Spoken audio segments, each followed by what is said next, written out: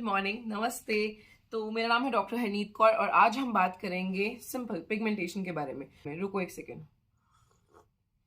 और कौन कौन है जो चुस्की लेके चाय पीता है? देखो, एक तो पिगमेंटेशन वो है जो आपकी अभी नई नई आ रही है। एक पिगमेंटेशन आपके ऑलरेडी है, मतलब आपके प्रेगनेंसी की वजह से है, खाना कम खाने की वजह से है, कमजोरी की वजह से, बीमार होने की वजह से है, किसी भी कारण की वजह से अगर आपकी पिगमेंटेशन ऑलरेडी है, उसको ठीक करने के लिए हम एक्सफोलिएटिंग वाली चीजें ज्यादा यूज करते हैं, जैसे कि स्क्रबिंग हो गई, जैसे कि डर्मा प्लानिंग होगी, हाइड्राफेशियल हो गया, माइक्रोडर्माब्रेशन हो गया, पीलिंग हो गई।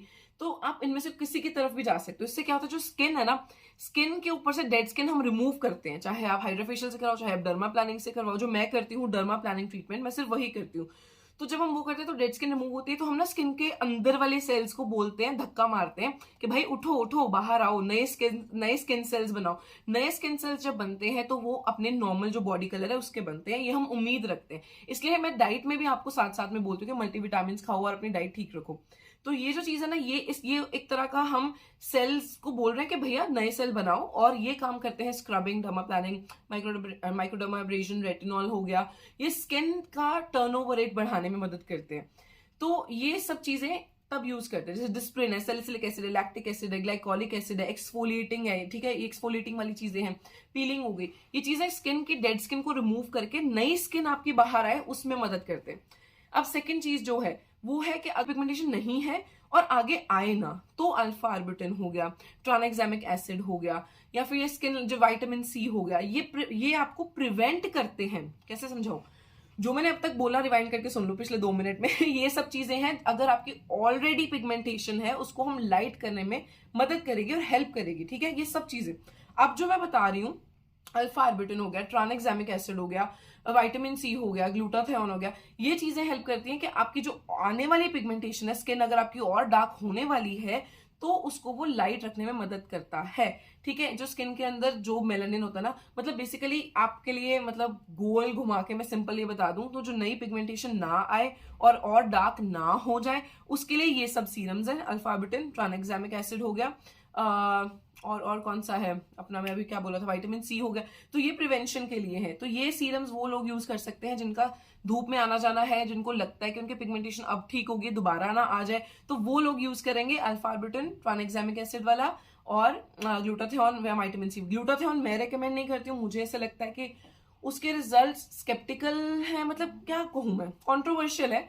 इंजेक्शन वाला तो मैं बिल्कुल प्रमोट नहीं करती हूँ, वो मेरी चॉइस है। अगर आप किसी और डॉक्टर से ले रहे हो तो आप उनकी गारंटी से ले सकते हो, मैं प्रमोट नहीं करती हूँ, क्योंकि मेरे को मैंने उसका आर्टिकल पढ़ा हुआ है कि उससे साइड इफेक्ट्स हो सकते हैं, ठीक है, किडनी और लिवर में। तो इसलिए मैं ग्लूटाथियोन रिकमेंड नहीं करती हूँ। लेकिन ग्लूटाथियोन स्किन के ऊपर लगाने की कितनी एफिकेसी है, कितनी नहीं, उसके ऊपर भी मैं कुछ नहीं बोलूंगी। जो लोग बेचते हैं, जो लोग काम करते हैं ग्लूटाथियोन के रिलेटेड, उनको मुबारक हो। मैं नहीं रिकमेंड करती, क्योंकि मेरे को नहीं लगता उसमें कुछ भी ऐसा है। सिर्फ ग्लूटाथियोन के कैप्सूल्स खाने से जरूर रिजल्ट आता है, लेकिन वो भी बहुत महंगे होते हैं, तो सिर्फ इसलिए मैं रिकमेंड नहीं करती हूँ। वैसे glutathione is a good ingredient, a very great antioxidant, लेकिन मैं क्यों रिकमेंड नहीं करती हूँ, क्योंकि वो महंगा है। और अगर आप अफोर्ड कर सकते हो, लगातार काफी महीने खा सकते हो, तो वो अपने डॉक्टर से पूछ के आप ले सकते हो, लेकिन मैं रिकमेंड नहीं करती हूँ।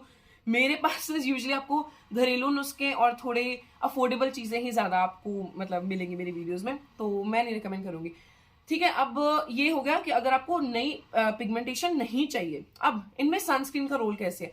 चाहे आप एक्सफोलिएटिंग वाली चीजें इस्तेमाल करो, चाहे आप प्रिवेंशन वाली, हिंदी में क्या समझाऊं, डेड स्किन रिमूव करने वाली चीजें जो मैंने बताई है पहले 2 मिनट में, और जो अब मैं बता रही हूँ कि आगे नई पिगमेंटेशन ना आए उसके बचाव के लिए, उसकी प्रिवेंशन के लिए, उसके पहले ही हम कह लो है ना, ऐसे मेजर्स ले लें, ऐसे हम स्किन की केयर करें कि नई पिगमेंटेशन ना आए और डार्क ना हो। अब इन दोनों में हमें सनस्क्रीन चाहिए, क्योंकि जब हम एक्सफोलिएशन करते हैं ना, तो स्किन की जो टॉप लेयर वो प्रोटेक्टिव लेयर भी होती है, थोड़ी सी वो उबड़ खबड़ होती है, मतलब थोड़ा सा वो रिमूव होती है, तो स्किन सेंसिटिव होने के चांसेस हैं, दोनों केसेस में है। तो इसलिए हम सनस्क्रीन को कभी भी निग्लेक्ट नहीं कर सकते हैं। सनस्क्रीन की वीडियोस मैंने बहुत सारी डाली हैं, आप कोई भी सनस्क्रीन लगाओ, लेकिन सनस्क्रीन लगाना जरूरी है। अंदर वो घर के लाइटिंग है, घर के अंदर जैसे मैंने पर्दे साइड पे किए हैं, तो पर्दे साइड पे किए पे भी यूवी रेज अंदर आती हैं, तो जिनको ससेप्टेबल है, जिनकी स्किन पिगमेंटेशन के लिए, 1 मिनट रुको, तो जिनकी स्किन ससेप्टेबल है पिगमेंटेशन होने के लिए, फ्रेकल्स हैं, फ्रेकल्स बाद में पिगमेंटेशन बन सकती है, तो वो लोग यूज करेंगे सनस्क्रीन दिन में 2 से 3 बार, 2 से 3 घंटे का गैप डाल के। आप सनस्क्रीन बाद में लगाओगे। सबसे पहले आपने क्या लगाना है, फेस वॉश के बाद मॉइस्चराइजर या ऑयल, उसके बाद सनस्क्रीन। अगर मेकअप करना है तो आप सनस्क्रीन के ऊपर मेकअप कर सकते हो। दोबारा सुनो, आप सनस्क्रीन के ऊपर मेकअप कर सकते हो, ठीक है। अब पिगमेंटेशन का सारा सीन यही है, या तो एक्सफोलिएशन करो, डेड स्किन निकालो, नीचे से नई स्किन आएगी, या फिर आगे आने वाली पिगमेंटेशन ना आए, तो इसलिए हम ये वाले सीरम्स देते हैं। यूजुअली डॉक्टर्स क्या करते हैं, क्या पेशेंट का पैसा बच जाए, जैसे मैं भी ये चीज करती हूँ कि पैसे आपके बच जाए, तो प्रिवेंशन वाला अल्फा आर्बिटन भी दे दिया साथ में, ठीक है, और साथ में एक्सफोलिएटिंग चीजें भी बता दी, स्क्रबिंग बता दी, या फिर कोई ऐसा ट्रीटमेंट कर दिया। तो इकट्ठे जब चलता है तो स्किन में जल्दी रिजल्ट्स आते हैं। अब आपको क्या करना, अगर आपको ये बहुत कंफ्यूजिंग लगा तो मुझे कमेंट करके बताना कि मैम ये बहुत कंफ्यूजिंग था, मैं इसका कोई आसान सा फनी सा तरीका ढूंढूंगी जिसमें आपको बता सकूं। लेकिन मेरे हिसाब से आपको बस ये 2 चीजें याद रखनी कि जो पहले 2 मिनट में मैंने चीजें बोली है वो एक्सफोलिएशन रिलेटेड है। वो ट्रीटमेंट जो होता है वो आपकी ऑलरेडी जो पिगमेंटेशन हो चुकी है उसको हेल्प करता है। किसी को 1 महीने में रिजल्ट आता है, किसी को 15 दिन में डिस्प्रिन से रिजल्ट आए मेरे पेशेंट्स को, किसी को डर्मा प्लानिंग का 1 साल हो गया करवाते करवाते, अभी तक सिर्फ 50% रिजल्ट आए।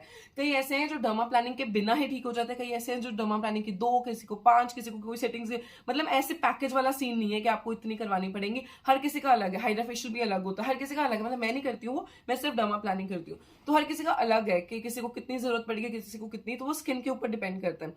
जिन लोगों को मनी का इशू होता है कि हमें फाइनेंशियल वाला थिंग है कि हम नहीं इतना खर्चा करना चाहते हैं, तो उनके लिए घरेलू नुस्खे मैं बताती रहती हूँ।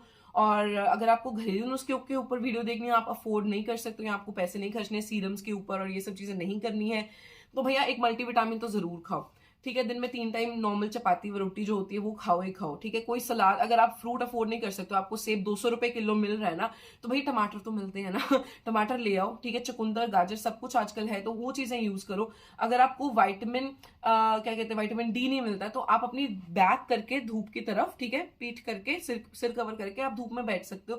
विटामिन डी आपकी बॉडी में सर्दियों में तो बेस्ट है। अभी आप लोग, मतलब मैं मुंबई में हूँ, यहाँ पे गर्मी है, लेकिन जहां पे भी आप हो, आप विटामिन डी लो। जो चीजें नेचुरली मिल सकती है उनको तो नेचुरली लो आप, ठीक है। अबव 40-50 एज वाली लेडीज दूध भी ले सकती हैं। मैं सिर्फ टीनेजर्स को मना करती हूँ दूध लेने के लिए, क्योंकि लैक्टोज इंटॉलरेंट होने की वजह से पिंपल्स और हार्मोनल इश्यूज आजकल ज्यादा आ रहे हैं।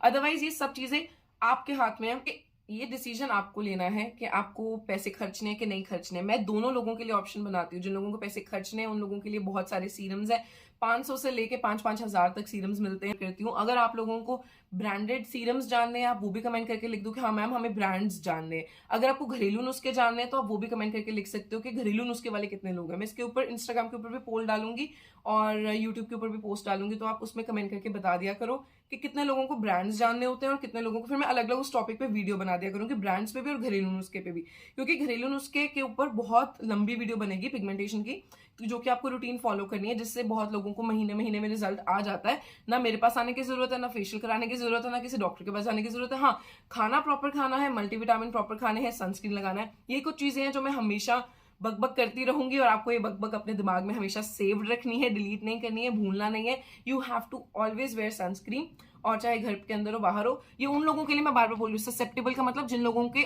आशंका है पिगमेंटेशन आने की, अगर पहले हो चुकी है, फ्रेकल्स है, कोई भी ऐसा सीन है, तो आपको सनस्क्रीन लगानी लगे। मेरा काम है समझाना, आपका काम है मानना। अगर आप मानते हो तो भी ठीक है, नहीं, मैं को तो सिर्फ कमेंट्स पढ़ती हूँ आप लोगों के, और फिर मैं आपको बता सकती हूँ कि आपको ये करना है या ये करना है। अब आप कमेंट्स में लिख के बता देना आपको अगली वीडियो कौन सी देखनी है। बहुत लोगों ने पिगमेंटेशन का कमेंट किया था, तो इसलिए मैंने पिगमेंटेशन में वीडियो बना दी। अब मुझे दो इजाजत, क्योंकि मैं ब्रेकफास्ट कर लिया, अब मैं जाती हूँ थोड़ा सा घूमने, और फिर मिलते हैं आप लोगों को बाद में। Bye bye.